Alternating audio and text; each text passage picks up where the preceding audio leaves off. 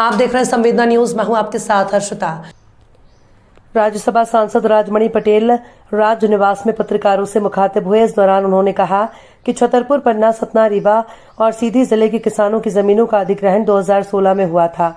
उस समय एक सदस्य को रेलवे में नियुक्ति दिए जाने का प्रावधान किया गया था, जिसके तहत 85 लोगों को ही नियुक्ति दी गई। पश्चिम मध्य रेल द्वारा जो पत्र जारी किया गया था उसमें कहा गया था कि 2019 के बाद प्राप्त आवेदनों पर नियुक्ति के लिए अनुमोदन कर दिया गया है और नियुक्ति के लिए कार्यवाही प्रारंभ हो गई है।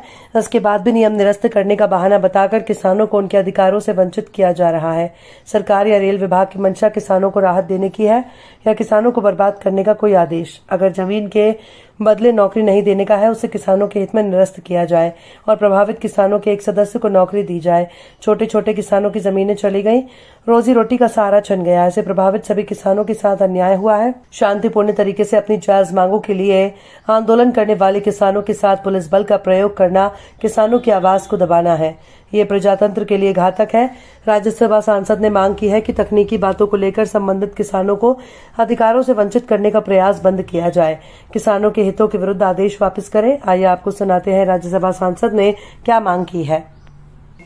और आज जो आप सबको बुलाने का मकसद था, एक बहुत ही गंभीर समस्या, चुनौती जो कुछ कहिए हमारे सामने है।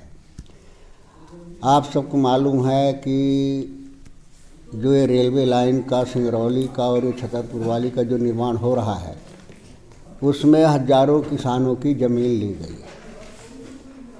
और अभी तक ये नियम केवल इसी से कांग्रेस शासनकाल में नियम बना था कि जिस किसान की ज़मीन ली जाएगी, चाहे उसकी जितनी भी ज़मीन हो, उस ज़मीन के बदले उसके परिवार के एक सदस्य को नौकरी दी जाएगी।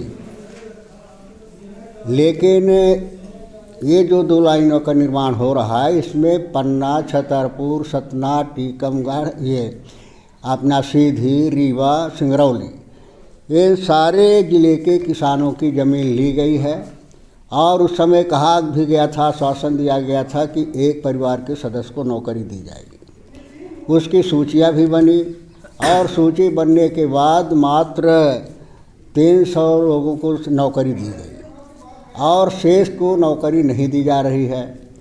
और मांग करने के आधार पर जब उससे अधिकारियों से चर्चा होती है तो अधिकारी अभी कहने लगे हैं कि इस कानून में संशोधन कर दिए हैं, अब ज़रूरी नहीं है कि किसान की ज़मीन ली जाएगी, उसके परिवार के सदस्य को नौकरी दी जाए। ये बहुत अहम मसला है, क्योंकि किसान ही जो है धरती का सीना चीर करके अन्न पैदा करता है, तभी लोगों का पेट भरता है। और किसान की ही सारी समस्याएं हैं कि किसान के पास दूसरा कोई धंधा नहीं है, केवल जीविकोपार्जन का, अपने परिवार के पालने का केवल ज़मीन ही एक सहारा होती है। और वो सहारा भी उसका छूट जाए तो उसकी क्या हालत होती है। वो